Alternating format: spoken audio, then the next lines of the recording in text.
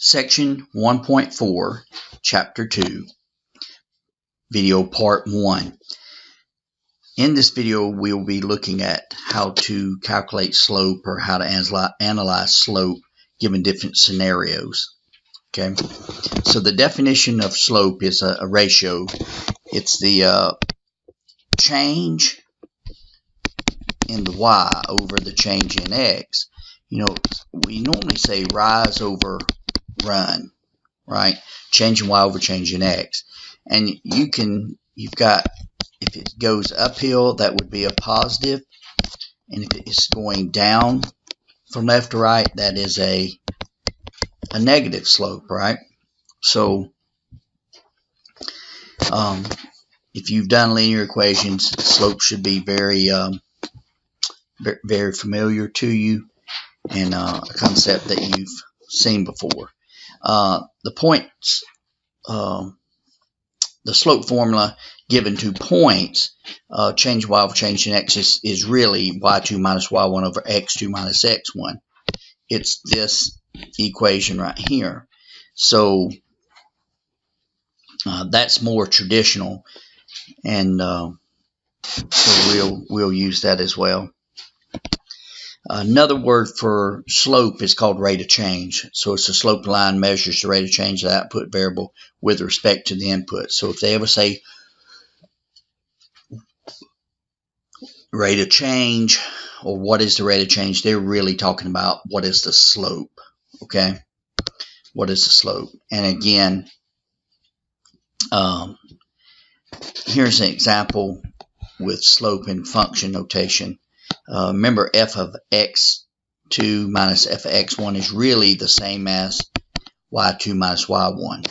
Okay, function notation, f of x is the same as y. Okay,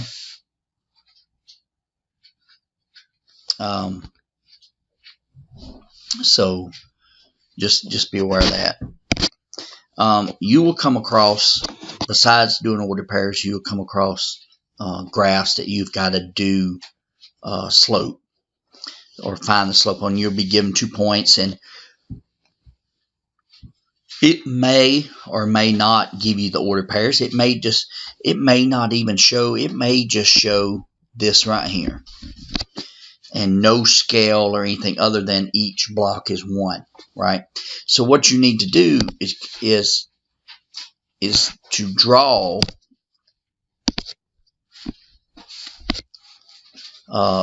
basically you're drawing a right triangle. You're bringing one dot down and you're bringing the other dot over until it intersects, and what that does is it creates a right triangle.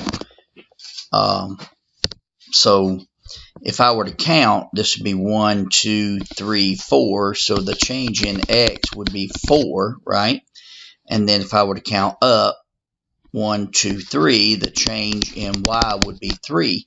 So if we looked at slope, change in y over change in x, we would say 3 over 4. It's going uphill, so therefore it would be a positive 3 over 4. When you analyze it from a graph, you're not going to get positive or negative numbers. You're just going to get how's it changing in the y and how's it changing in the x, or how much is it moving. So you're going to have to pick up the sign based on what the line's doing, okay? Let's see if there's another one. Alright, so there's not. That is a short synopsis on slope of what you're going to cover. Now, the next videos that are coming, part 2, 3, and 4,